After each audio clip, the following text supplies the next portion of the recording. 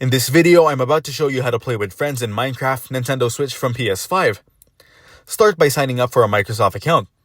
First, go to Microsoft's account website. Then click sign in, and after that, select create one next to no account. Now enter your email or create a new Outlook email, set a password, and follow the prompts to finish creating the account. Next, make sure you have the Bedrock edition of Minecraft on both devices since it supports cross-platform play. If you don't have it yet, download the game from the Nintendo eShop for Switch and the PlayStation Store for PS5. Here, launch Minecraft on both consoles and then select sign in on the title screen. After that, log in using your Microsoft account credentials. Now go to the Friends tab in Minecraft on either console. Next, select Find Cross-Platform Friends and enter your friend's Microsoft or Xbox gamer tag. After that, send a friend request and your friend must accept it to appear on your list.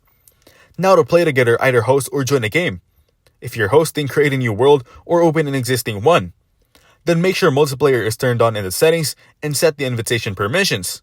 After that, open the in-game menu, select Invite to Game, choose your friends to invite, and send the invitations.